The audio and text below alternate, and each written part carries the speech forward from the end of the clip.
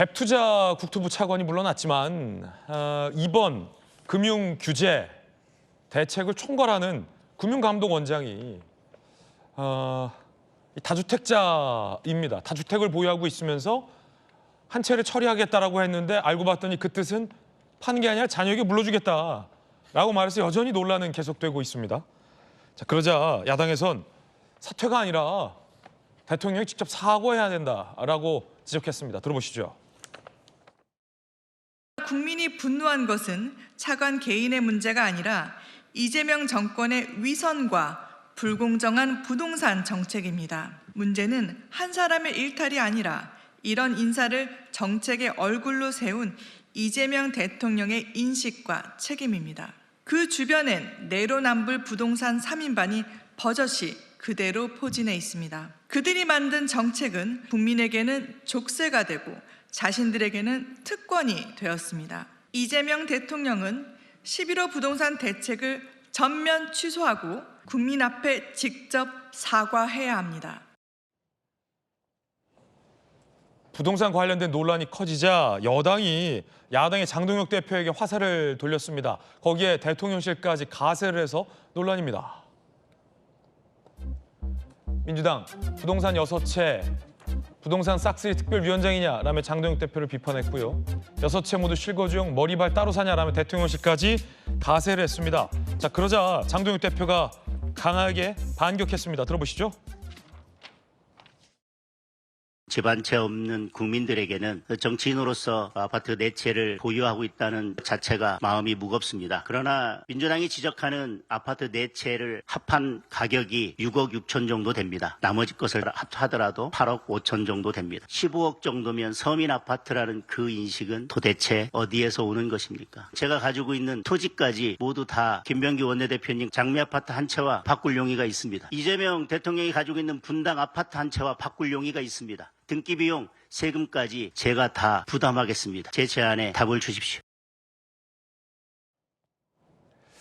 논란의 본질은 다주택자냐, 강남에 집을 사냐 이거 자체가 불법도 아니고 죄악도 아닌데 논란의 핵심은 자기들은 다 갭투자와 대출 풀로 땡기면서 그리고 이 재건축 딱지까지 사면서 강남의 알짜배기 부동산을 투자했으면서 이런 대책을 집행하고 설계하면서 국민들의 실거주까지 막았다는 게 논란의 본질인데 이런 정책을 결정하지도 않은 야당 대표에게 집을 4채 갖고 있다며 비난의 화살을 가한 겁니다. 거기에 대통령실까지 가세한 겁니다. 그런데 알고 봤더니 지목받은 장동혁 대표가 서울에 있는 집이라곤 이 구로에 있는 아파트와 오피스텔 한 채였고 나머지는 시골에 있는 부모님이 살고 있는 집이었습니다.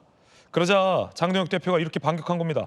4채와 김병기 원내대표가 갖고 있는 그 강남 재건축 아파트 한 채와 바꾸자라고 말입니다. 서울 구로구 아파트에 거주하고 실거주하고 있고 고향 시골 노무주택을 상속받았는데 보령의 아파트 지역구가 한 채 있고 오피스텔이 있습니다. 다 합해도 6억 6천밖에 안 되는 겁니다. 여기에 땅까지 다 세금도 내가 낼 테니 김병기 원내대표가 갖고 있는 실거주하지 않고 있는 서울 잠실 아파트 40억짜리 아파트 바꾸자라고 반격을 했습니다. 자, 정혁준 변호사님, 여당과 대통령실이 번지수를 잘못 골랐다 뭐 이런 얘기도 나오는데 어떻게 된 겁니까? 글쎄요, 일단은 뭐 바꾸자라고 이야기했는데 저 같아도 바꾸겠습니까? 나 같아도 바꾸죠. 안 바꾸죠. 왜 바꿉니까? 제가 왜 손해를 보겠습니까? 제가 김병기 원내대표라고 해도 저거는 일소에 붙일 것이다. 그 생각이 들고요. 그다음에 이제 국회 공보 사이트 들어가서 장동혁 대표의 재산 목록 제가 확인을 해봤거든요. 집이 무려 6채예요. 그런데 그 6채 중에 3채는 상속받은 거예요. 그러니까 원래 그 장동혁 대표의 고향이 웅천이라고 그래가지고 우리가 생각하기 쉬운 대천 해수욕장이거든요. 그런데 웅천에 집이 하나 있고 거기에 90세가 넘은 노모가 살고 계신데 그 집은 아마 부모님으로부터 물려받은 집이 아닐까 싶고 그다음에 진주하고 안양에 집이 2채가 더 있던데 이거는 제가 찾아보니까 장동혁 대표의 장인이 재작년에 돌아가셨어요. 그러면서 그 와이프가 사모님이 상속을 받은 것 같은데 둘 다 시골 집이네요. 그런데 전체를 다 받은 것도 아니고 네. 장인한테 상속받은 거는 아마 상속인들이 지분별로 하나는 10% 또 하나는 20% 이렇게 받았기 때문에 실질적으로 장동혁 대표가 산 집은 3채다 이렇게 보여지는데 제 개인적인 생각은 이거는 제가 그냥 추측인데 서울에 집을 먼저 한 채 사고요. 그런 다음에 정치를 시작했으니까 대천에서 이제 출마했으니까 대천에 집을 또 한 채 사고 그 다음에 국회의원 당선됐으니까 국회의원 당선된 다음에 여의도에 오피스텔을 산 것이다. 그렇기 때문에 만약에 장동혁 그 대표가 투기 의혹이 있다라고 하면 본인이 집을 산 것 중에 하나가 문제가 있으면 이거는 진짜로 문제가 될 것이다라고 생각이 되는데 일단은 역으로 보면요. 여의도에 아크로폴리스라고 한 오피스텔을 샀는데 그게 한 1억 7,500만 원이라고 신고를 했는데 제가 실거래가 오늘 아침에 찾아봤더니 한 1억 6천, 7천 요 정도밖에 안 하더라고요. 그다음에 웅천 그 보령에 있는 그 대천에 있는 아파트는 뭐 한 30몇 평짜리 같은데 이거는 1억도 안 하는 것 같고 그러면 결국 남은 장동혁 대표가 서울에서 산 집이 어디에 있고 이게 얼마짜리냐 이게 중요할 것 같은데 네네. 서울에 있는 집이 34평의 현대 아파트예요. 그래가지고 이건 좀 값이 나가겠는데라고 제가 생각해가지고 찾아봤는데 정익 변호사 뒷조사 다 해왔어요. 그런데 어디에 있는 거냐면 구로동 현대 아파트예요. 그다음에 그 장동혁 대표가 이 구로동 현대 아파트를 신고는 4억 8천만 원도 했는데 작년에 올해 그 실거래가는 7억 3천만 원 정도 하더라고요. 그런데 어쨌든 그렇다고 하더라도 복기왕 의원이 사과하시기는 했지만 우리나라 서민주택이 15억은 돼야 서민주택 아니겠습니까? 그러면 7억 3천만 원이면은 서민주택의 반밖에 안 되는 반서민주택이다. 그런데 제가 이해가 되지가 않는 게 사실은 제가 장동혁 대표 판사할 때부터 제가 조금 알고 있었거든요. 뭐 고향도 비슷하고 나이도 비슷하고 해가지고 그런데 장동혁 대표가 부장판사까지 하고 나온 다음에 국회의원이 될 때까지 한 2년 반 정도 그 변호사를 갖다 했었단 말이에요. 그러니까 이른바 부장판사 출신의 전관예우 받을 수 있는 그런 변호사였는데 그런데 왜 서울에 집을 살 때 지금 보니까 저는 뭐 당연히 뭐 강남이나 서초나 뭐 이런 데 집 한 채는 있지 않을까라고 생각을 했는데 왜 구로동에다가 집을 샀지? 그건 참 뜬금없다 그런 생각이 들고요. 그다음에 이제 이준석 대표도 그런 표현을 갖다 썼지만 이거는 뭐 가지고 있는 사람이 뭐 가지고 있는 사람을 좀 비난하는 그러한 것이 아닌가 그런 생각이 들어가지고 민주당의 공격은 좀 관역을 잘못 맞췄다 그런 느낌이 듭니다. 대통령실까지 가세했는데 어떻게 보십니까? 그러니까 이준석 대표가 뭐라고 이야기했느냐. 마이바흐를 끌고 있는 사람이 무슨 경찰을 끌고 있는 사람을 욕한다 이런 이야기 하지 않았습니까? 근데 제가 봤을 때 이때 마이바흐라고 하면은 뭐 우리나라 부총리나 아니면 김병기 원내대표 같이 뭐 강남이나 이제 송파나 이런 데 그 아파트 갖고 있는 분들이라고 생각이 되는데 그 정도 가지고 마이바흐라고 할 수는 없을 것 같고요. 제가 곰곰이 생각해 보니까 한 제네시스 90 정도는 되지 않을까. 제네시스 90 좋은 차예요. 그래도 마이바흐하고는 좀 차이가 있죠. 네네. 그런데 그 장동혁 대표가 가지고 있는 구로동 아파트 제가 봤을 때는요. 이 정도면은 아반떼 정도 되지 않나? 아반떼. 그다음에 저기 대천에 있는 집은요. 그거는 다마스 정도 되는 거 아니겠습니까? 다마스. 그다음에 다마스 좋은 차예요. 없어서 못 사요. 여의도에 있는 그 오피스텔 같은 경우는 여의도가 위치도 좋고 뭐 그렇지만 아무리 그렇다고 해도 이거는 뭐 오토바이 정도 되는 거 아닌가? 그러니까 제네시스 90 끌고 다니는 사장님이 저기 그 아반떼나 그 정도 타고 다니는 그 사람 보고 당신이 왜 이렇게 차가 많냐? 이렇게 이야기한 것과 비슷한 거 아닌가? 저는 여기에 대한 이준석 대표의 그 비판은 상당히 공감하는 바가 커질 수 있는 것이 아닌가 그런 생각 듭니다. 네. 실거래가를 조사해봤습니다. 장동혁 대표가 다 갖고 있는 실거래가, 그러니까 신고한 가 말고요. 신거래가 한번 보시죠. 실거래가를 다 해도 한 12억 6천이다라는 거니까 6채가 12억 6천이면 장동혁 대표 얘기했던 것처럼 김병기 원내대표가 갖고 있는 강남 재건축 아파트가 뭐 30억, 40억 이게 절반에도 못 미치는 수준은 맞군요. 조기현 변호사님, 왜 장동혁 대표를 타깃으로 찝었을까가 좀 의아한데 왜냐면 야당의 강남 아파트에서 갖고 계신 의원들도 많을 텐데 당장 현 정부의 부동산 규제 집행의 총책임자인 금융감독원장, 금감원장과 비교되지 않습니까? 강남 아파트 2채, 서울의 상가 2채, 변호사 시절 성공보수 400억, 다주택 논란되니까 송구하다라고 하면서 안 팔고 아들에게 자녀에게 물려주겠다? 비교가 될 텐데 왜 대통령실까지 나서서 서울 강남에 집도 없는 장동혁 대표를 꼽았을까요? 국민의힘이 이번 정책을 가지고 정부를 비판하는 논리가 실제 집 없는 서민하고 청년들의 내 집 마련의 꿈을 짓밟았다, 사다리 걷어찼다 이런 거 아니겠습니까? 요는 뭐냐면 실거주하고자 하는 서울 시민 중에 집 없는 사람들은 이번 정책으로 인해서 이제 집 살 기회가 없어졌다는 겁니다. 근데 어쨌든 당장의 일부 규제, 그러니까 15억 이하 주택에 대해서는 LTV라든가 총액 대출 규제가 바뀐 건 없습니다. 그래서 실제 기회가 완전히 차단된 것도 아님에도 불구하고 완벽하게 서민들의 그 집 살 기회가 차단된 것처럼 주장을 하면서 그리고 나서 이제 이상경 차관 등의 어떤 정부 고위 관료 김병기 원내대표의 집 소유 문제를 공격합니다. 그러니까 정책 중에 이 부동산 급등기의 규제책을 쓰는 정부 비판받을 수 있고요. 불안하죠. 그래서 그걸 감당해야 되기 때문에 지금 상황에서 어쩔 수 없는 고육지책이라고 얘기하는 거 아니겠습니까? 네. 이제 그런 여러 가지 측면을 고려하면 일단 6채 주택 소유 자체가 지금 주장하는 국민의힘의 논리, 그게 장동혁 대표 개인의 그 금액에 합하니까 뭐 7억이니 8억이니 이게 중요한 게 아니라 6채, 5채 뭐 이렇게 갖고 있는 다주택자가 내 집 마련의 꿈을 갖는 서민의 꿈을 빼앗았다 이렇게 주장하기엔 장동혁 대표로 상징되는 국민의힘 전체가 그런 주장을 할 수 있느냐고 묻는 겁니다. 부동산 정책은 물론 그 정책을 시행한 정부가 책임져야 되고 결과에 대해서 정책 책임질 수밖에 없습니다. 네. 여러 차례 경험이 있었죠. 그런데 그 정책이 지금 출범한 지 4개월 반 된 이재명 정부의 오롯이 다 책임 있느냐 그렇게 보기 어려운 측면 분명히 있지 않습니까? 문재인 정부 비판하면서 지금 그 비판을 이재명 정부로 바로 연결시키는데 그 사이에 있었던 윤석열 정부는 뭘 했습니까? 그러니까 3년 동안의 윤석열 정부는 사실 부동산 대책이랄 게 없었습니다. 문재인 정부 때 급등을 했고요. 그 뒤에는 국제적인 이 금리 상승 기조 등의 영향을 받으면서 오히려 부동산 경기가 위축됐습니다.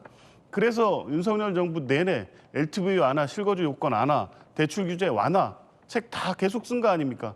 건축 경기 활성화시킨다는 명목으로 가격 상승의 여력을 만들었고 그 효과가 2025년 되면서부터 시작된 겁니다. 2월부터 계속 상승 국면에 있었던 거고요.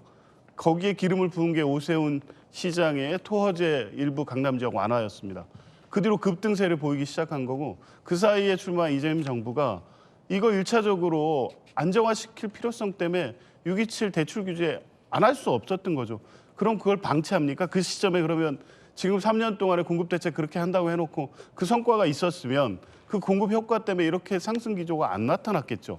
대출 규제를 통해서 1차적 규제하고 97 공급 대책 마련했음에도 불구하고 계속적으로 불안 심리가 확대됐기 때문에 초강경 이 규제를 내놓은 겁니다. 그러면 연결시켜서 보면 윤석열 정부 때 부동산 경기 위축되니까 모든 규제 완화시키고 대출 규제 완화하고 실거주 요건 완화해서 부동산 경기를 활성화시킨 효과 그 이익은 다 누구에게 귀속됐습니까? 물론 민주당에 집 가지신 분들도 집값 올랐으니까 당신도 할 말 없다라고 비판 수용해야 됩니다. 근데 그 정책으로 인해서 가장 수익을 많이 받고 있는 정당이 어디냐고 묻고 싶은 겁니다. 국민의힘 의원들 이 장동혁 대표의 주택들은 비교적 뭐 가격이 높지는 않지만 네. 다주택자, 고가주택, 강남 3구 고가주택 보유 가장 많으신 분들 아닙니까?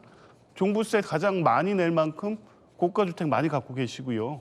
부동산 총액 재산 비율이 1위부터 10위 중에 7분이 국민의힘에 계십니다.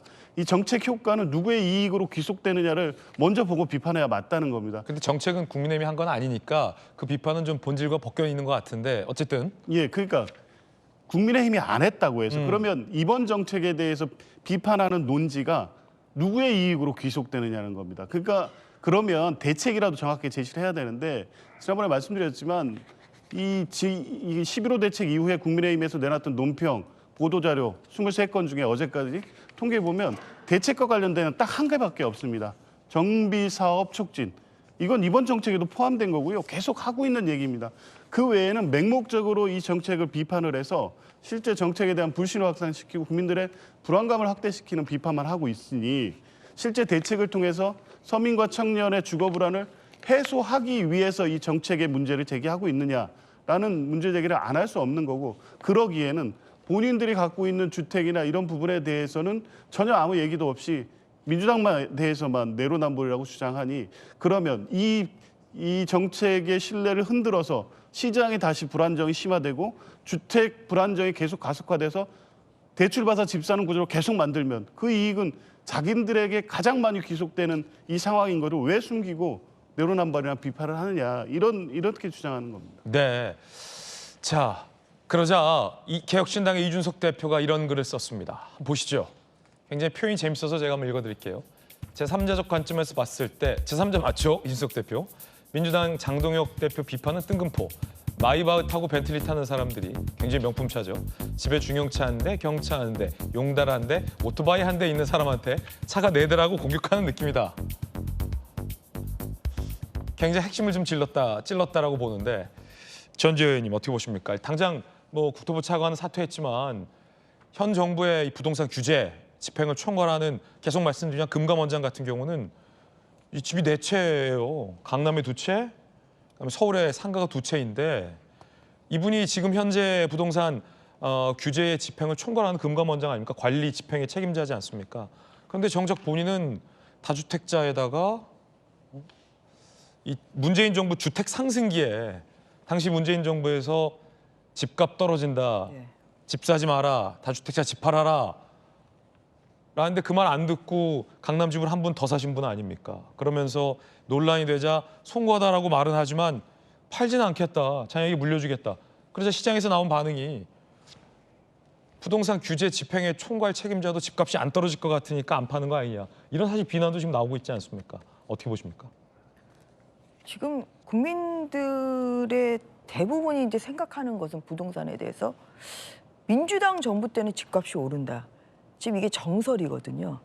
그래서 이제 문재인 정부 노무현 대통령 때도 올랐고 또 문재인 대통령 때도 엄청 올랐죠.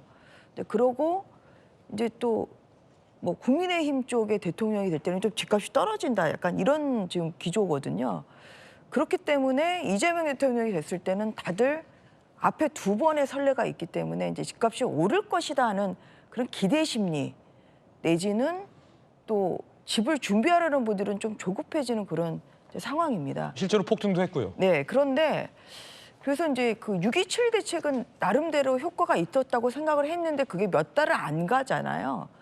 그러니까 계속 이제 국민의힘에서도 이제 얘기하는 거고 다수의 지금 전문가들이 얘기하는 것은 공급이 더 우선이라는 거예요. 사실 이거를 어떤 퇴로를 좀 열어놓은 다음에 막아야지. 그냥 막아버리면 사람이 이거 죽을 수밖에 없는 상황이거든요. 그래서 일단 공급을 충분히 정부에서 마련을 한 다음에 그 다음에 어떤 이런 규제 정책을 냈으면 이렇게 민심이 그렇게 들끓지 않습니다. 그런데 지금 이제 공급은 얘기를 하는데 이게 언제 될지는 한 몇 년 걸려요. 이재명 대통령 임기 안에 될지도 모르겠어요. 이제 그러니 이게 이제 그런데 이 수도권 아파트의 상당 부분을 지금 규제를 해버리니까 이제 국민들의 불만이 커지는 거죠. 그런데 보니까 이 정책 실무선에 있는 분들은 다 갭 투자를 했든지 아니면 그 전에 어떠한 사놨든지 해서 다 지금 고가의 아파트를 가지고 있는 거예요. 그러면은 배신감을 느끼지 않겠습니까? 그래서 아까 이제 조기현 그 부위원장 얘기하시는데 사실 그래서 정부 여당이 힘듭니다. 왜냐하면 야당이 어떤 정책 수립을 할 수가 없어요. 당연한 말씀이시죠. 야당이 정치를 못하죠. 국민의힘에 정책을 수립하고 실행할 능력을 주시면 저희가 당장 만들어낼 수 있습니다. 그런데 야당이 그런 능력이 없잖아요. 그렇기 때문에 정부 여당의 책임 굉장히 큰 것이고 또 정부 여당 그 중요 책임자들의 이러한 정말 네. 모순되지 않은 이러한 행위가 굉장히 중요합니다. 이제 그러한 면에서 저는 이준석 대표의 말이 굉장히 저는 정확하다고 생각을 하고요. 정말 장동혁 대표는 보니까 똘똘한 한 채를 샀어야지 왜 네 채를 사서 많이 사긴 네. 했는데 물려받기도 네. 하고 했는데 재테크를 좀 잘못한 것 같아요. 그러니까 왜 거기에 산 겁니까? 그러니까 저도 그냥 똘똘한 한 채를 지금이라도 사라 이렇게 조언을 좀 못 사죠. 해주고 싶습니다. 못 사죠. 그리고 대출이 안 나오니까 못 사죠. 놀랐던 게 지금 구로 아파트 33평이 지금 6억 7억 정도 하는 이 정도의 아파트인데 이번에 지금 그 부동산 규제에 네. 지금 묶여 있잖아요. 구로도 묻겠죠. 그러니까 이게 서울에 있는 서울에 아파트를 가지고 있는 이런 국민들도 굉장히 정말 괴리감을 느낄 수밖에 없는 그런 좀 상황이죠. 그래서 저는 이 부동산 그 규제 정책에 대한 보완이 필요하다고 생각합니다. 좀 네. 풀어줄 수 있는 데는 풀어줘야 된다고 생각합니다. 지금 내채를 갖고 있는 금융감독원장이 불과 몇 년 전 참여연대에 가서 강의를 할 때는 헌법에 다주택자를 금지하는 조항을 넣고 싶다라는 굉장히 과격한 발언을 하기도 했었습니다. 그 발언하고 딱 2년 만에 본인은 다주택자가 되는 장면에서 많은 국민들이 박탈감을 느꼈다라는 지적이 많은데 여러분 어떻게 생각하십니까? 이 금감원장의 4채, 장동혁 대표의 6채, 김병기 원내대표의 재개발 보유, 그리고 사퇴한 국토부 차관의 갭 투자, 여러분 어떻게 생각하십니까? 의견 궁금합니다.